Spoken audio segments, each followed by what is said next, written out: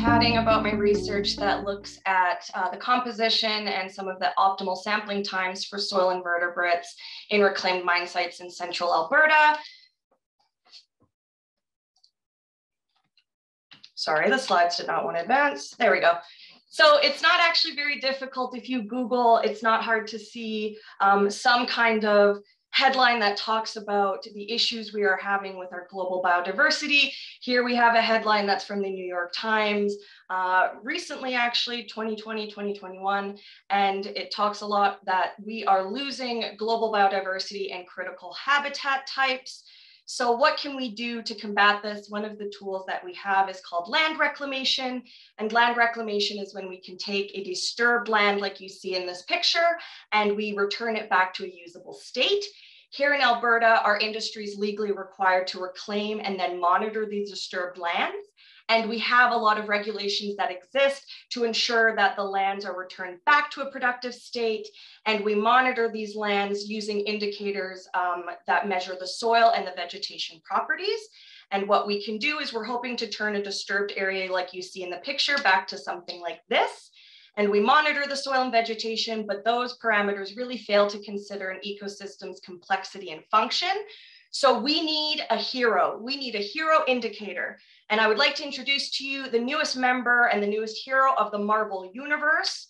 They are soil invertebrates. So soil invertebrate density, or their diversity and composition, are directly linked to an ecosystem's health, its function, stability, and the presence or absence of specific groups can actually greatly influence overall reclamation outcomes. So to explore this idea of using soil invertebrates that is happening in other countries like Australia, to explore it here in Canada, we looked at 2 reclamation sites and a natural forest that was undisturbed out at the Genesee coal mine southwest of Edmonton, which is located on traditional Treaty 6 territory.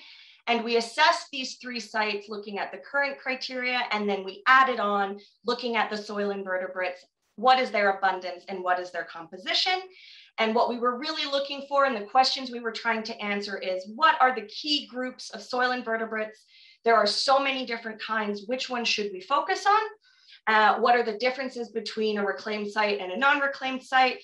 And if we were going to sample them, what would be the best time to sample? So we have 3 sites. We have a spruce reclamation site, an aspen reclamation site, and as you can see from the slides, they actually underwent very different techniques on how to reclaim them.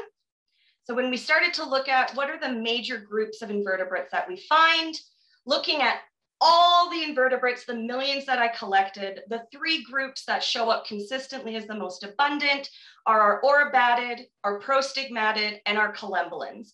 And they comprise 29.3% for the orobatids, 31.4% for the prostigs, and 31.3% for the collembolans. So they are the most common species. And we can see on these descriptions that they're also very different. Orobatid mites are slow, heavy. They are the little tanks. Prostigmatid mites are a prey species, usually very quick reproductive rates. And our collembolans, they're kind of omnivores. They can be prey, sometimes predators, but they're very mobile. So we see these major differences between, and when we look at the sites specifically, we find that the overall soil invertebrate abundance was significantly different between our research sites, and that the undisturbed forest always had the highest abundance of invertebrates in the soil and litter, always compared to our reclamation sites. So what do our research results kind of tell us? Well, our spruce sites had the lowest overall orobatid abundance compared to everything else. Our forested sites are the ones that are obviously doing well as being undisturbed. They have 3 times higher orobatid mite abundance, 2 times higher prostig, and collembolan abundance is 1.5 times higher compared to our rec sites.